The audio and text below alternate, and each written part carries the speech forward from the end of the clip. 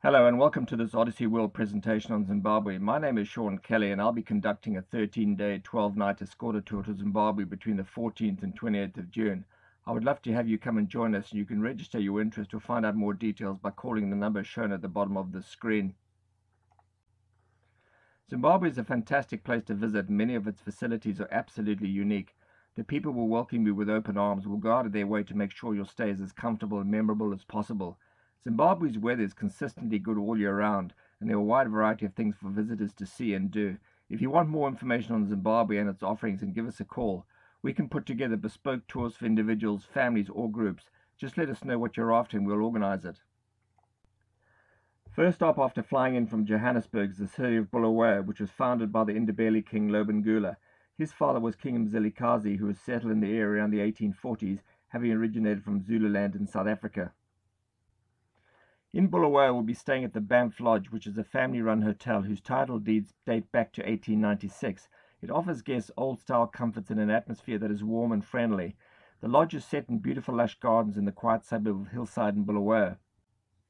The lodge also has an attractive swimming pool area and is conveniently situated only 5 minutes from Bulawayo city centre.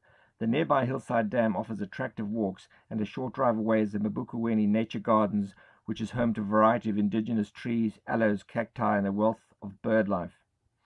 Upon arrival at Banff Lodge, you will have time to settle in and relax, and then in the afternoon enjoy an historical talk by a local expert on the history of the city. Bulawayo is home to some excellent examples of colonial architecture, such as the Bulawayo Club, which was built in 1935. Then there's Dewston House, built in 1901, and which now houses the National Art Gallery, and of course the High Court building, which is a popular destination for visitors. On day 2, after breakfast, we will take a visit to the National Art Gallery and the Railway Museum, which has an excellent collection of old locomotives, carriages, and other railway memorabilia. The railways contributed significantly to the development of the country, and the first train arrived in Bulawayo on the 4th of November 1897. The museum was opened on the 4th of November 1972. In the afternoon, you will depart Bulawayo for a scenic drive through to Mzvingo. Here we will be staying for 2 nights at the wonderful lodge of the ancient city, which is built on a ridge and overlooks Great Zimbabwe. On day 3, you will be picked up and taken to the Great Zimbabwe ruins. We will be escorted on a 3-hour guided historical tour of the ruins in the museum. You will physically be able to walk amongst the ruins and will get a close-up look at the architecture and granite rock construction, and it will be a marvelous opportunity to take photographs. On completion of the tour, we will then drive to Lake Mukariwe and visit Kyle Dam and see the magnificent rock formations in the area, and we will return to the lodge for lunch. In the early evening, we will be picked up and taken on a wonderful sunset cruise on Lake Mukariwe, and canopies and refreshments will be provided. After a couple of hours, we will return to the lodge for dinner. On day 4, we will leave Mzvingo and head for Antelope Park, which is situated in the Central Midlands province, just outside of Gweru. We will be staying at Antelope Park for 2 nights. There are a number of activities on offer here, or alternatively you can choose to just relax in the park's magnificent grounds. Antelope Park has excellent facilities and offers a variety of comfortable, luxury-tented or lodge accommodation. It is home to the world-famous Alert Lion Rehabilitation Program and is set in over 3,000 acres of open savanna grassland. Here you will be offered a unique opportunity of walking with lions. Or alternatively, you can ride through the bush on an elephant or on horseback, where you'll be able to see plenty of wildlife.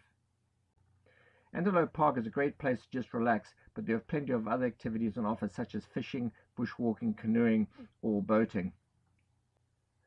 On day 6, we depart and head towards Bulawayo on our way to the Matopos. The terrain changes noticeably on the drive south from Gweru, and the woodland turns to open savanna grasslands. Then as you approach the Matoba Hills, it changes again, and you will start to see many unique rocky outcrops and rock formations for which the Matoba Hills is renowned. Upon reaching the Matopos, we were staying at Camp Amalinda for 2 nights. This is an amazing lodge built into the sides of natural rock formations. I can assure you won't be disappointed. The lodge has a very relaxed atmosphere, the food is excellent, and there is a large swimming pool with bar area ideal for relaxing around on warm days. Nearby is a waterhole and the views are fantastic. In the evening, sundowner drinks are enjoyed around a fire in the Burma area. This photo shows a typical Camp Amalinda room, and you can see that the dividing wall of the room is a large granite boulder. The rooms are very well appointed and comfortable, and you are well away from the other lodges. The only sounds you will hear are those of birds and other wildlife. The pool at Camp Amelinda is built on top of natural granite and has fantastic views of the local terrain. Aside from swimming, there are a number of things for you to do, and activities include game drives, guided walk, bushman painting tours, a visit to a local Ndebele village, birding tours, or you can simply relax by the pool and have a massage. Camp Amelinda borders on the national park, which is a sanctuary for rhino. The Matobus area hosts a fantastic variety of bird life, and you may be lucky enough to spot the rare black eagle. Amongst other things, the Matoba Hills area is famed for its unique rock formations, and you will see large granite outcrops and boulders wherever you go. This is the well-photographed mother and child. The Matoba Hills is also well known as the resting place of Cecil John Rhodes. His gravesite is situated on the top of a magnificent granite boulder, a place known as View of the World. On the morning of day 8, we will depart after breakfast for Hwange, Zimbabwe's most famous national park. Hwange is the largest park in Zimbabwe, occupying roughly 14,650 square kilometers. It is located in the northwest of the country. It became the royal hunting ground of the Ndebele warrior King Mzilikazi in the early 19th century and was set aside as a national park in 1929. Hwange boasts a tremendous selection of wildlife with nearly 400 bird species recorded and over 100 species of mammals. The elephants of Hwange are world famous, and the park's elephant population is one of the largest in the world.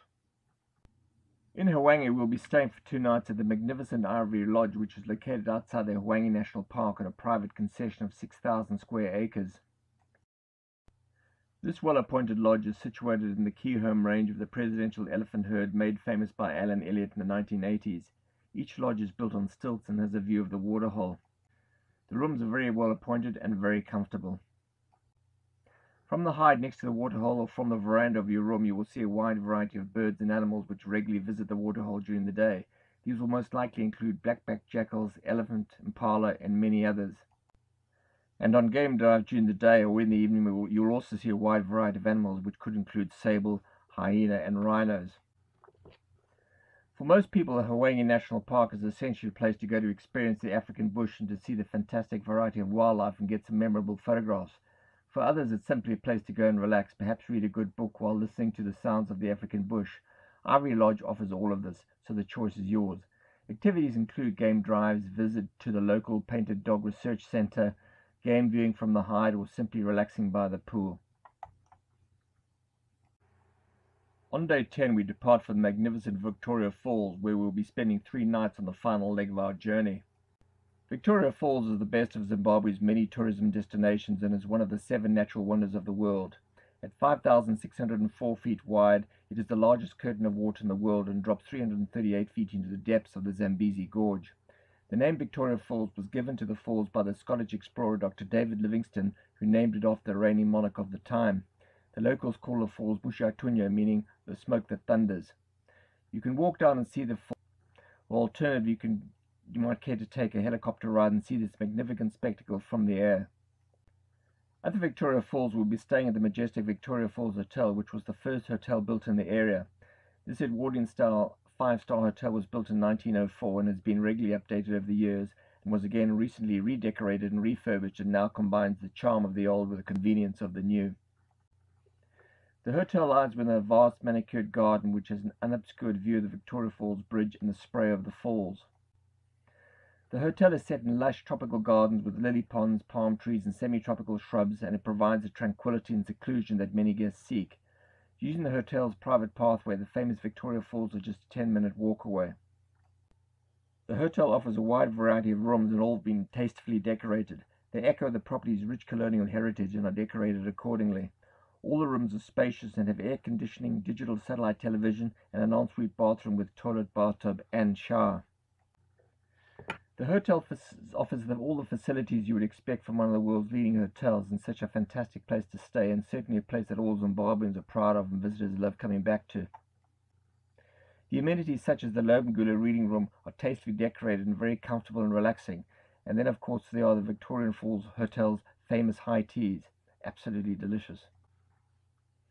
Your stay at the Victoria Falls includes a Sunset River cruise and a guided tour of the falls and traditional village.